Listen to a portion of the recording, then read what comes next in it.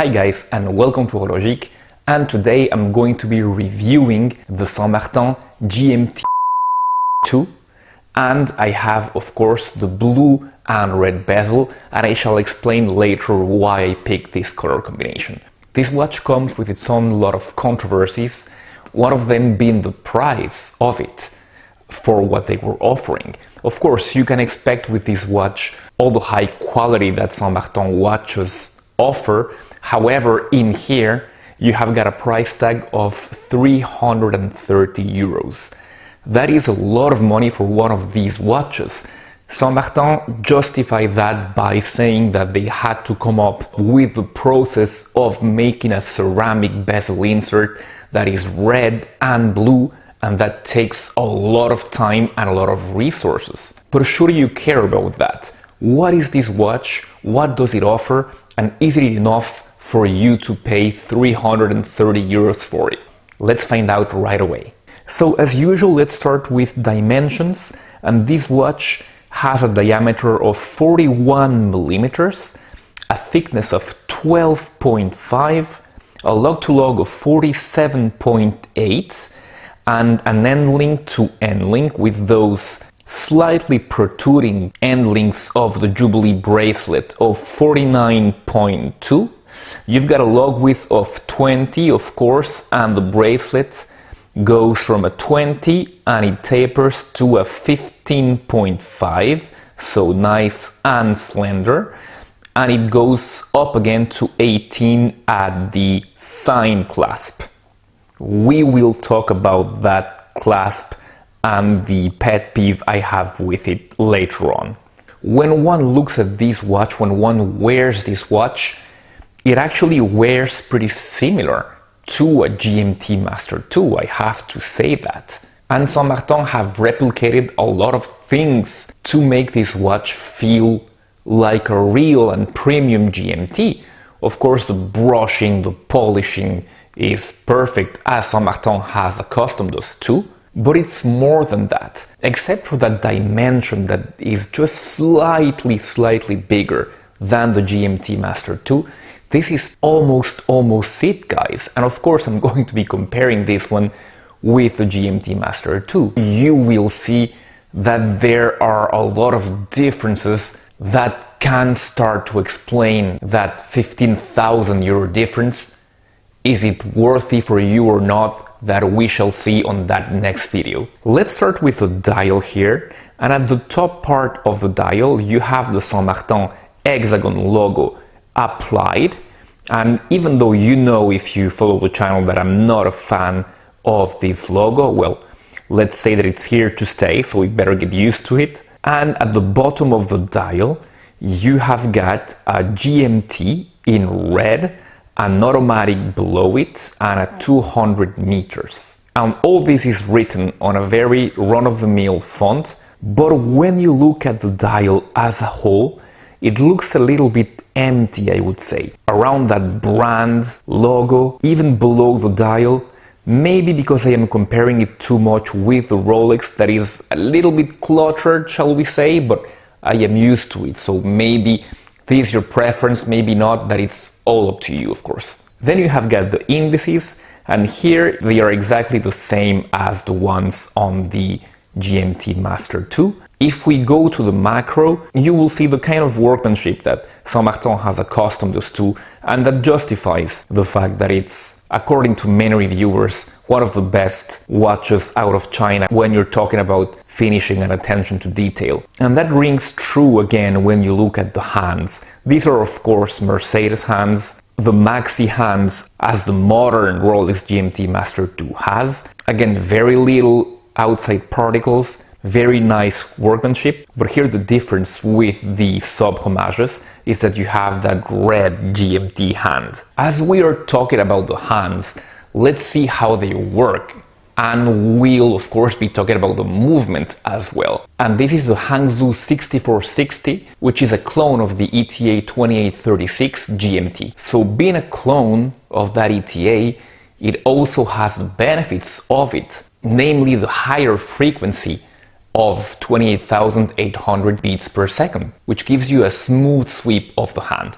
Let's go back to that movement later, but now let's go and see how you operate it via the crown. So you unscrew the crown, screwing is good. When you unscrew the crown, you see that there's a rubber gasket there, ensuring that 200 meters of water resistance. The very first position is hand winding. The winding is good, it offers a bit of resistance, but it's all uniform, so no complaints there. Second position, and this is the interesting part, if you rotate the watch counterclockwise, you will see that the red arrow hand jumps, but contrary to what you see on ETA GMT movements, it jumps counterclockwise. And this is where the difference lies with the ETA movements. If you move the crown clockwise, you will see the date change. Some people prefer it like this, others prefer what they call a true GMT, which means that the hour hand will be the one moving, like with a Rolex GMT, for example. And the third position is, of course, hacking. Let's go back to the controversy about this movement. There's still that aura of Chinese quality being somehow, sometimes doubtful, and I believe that proposing a watch with this movement at this price may be a little bit too much to ask for some people. Some people will have absolutely no problem with it. Look at, for example, the PT5000, which is a clone of the 2824. That movement has gained a lot of traction and it is trusted by a lot of Westerners. But this Hangzhou, I don't think it is at the same level yet. It has not, to my knowledge, been tested like the PT5000 has.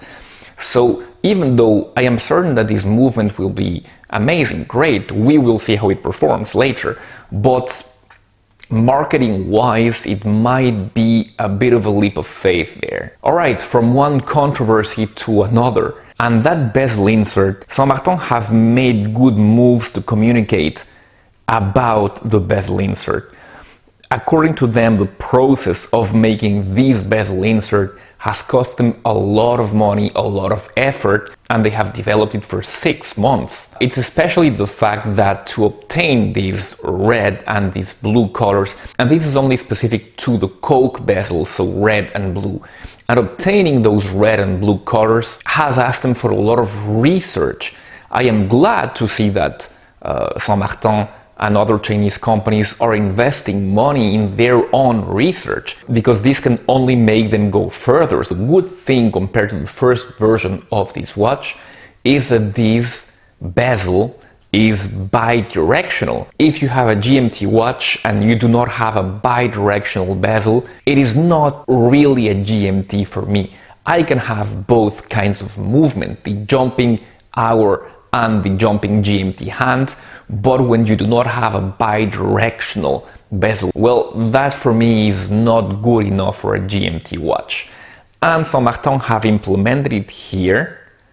It is pretty good. The quality is there when you move that bezel bi-directionally. However, it is pretty hard to move, and with those teeth of the bezel edges, some people might find it a bit uncomfortable. I believe it is the first time that San Martin do this. My version doesn't seem to align perfectly well.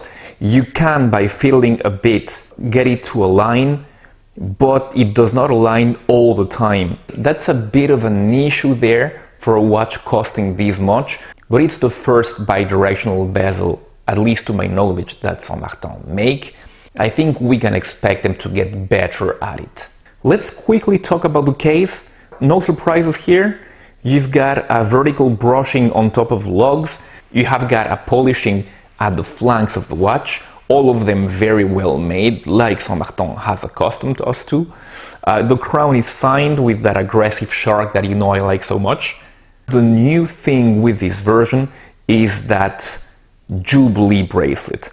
That Jubilee bracelet is pretty good, but for the fact that, at least on my version, if you move them at weird angles, one or two links seem to stick with each other. I talk about this with San Martin, and they assured me that they would check this issue much thoroughly in the future.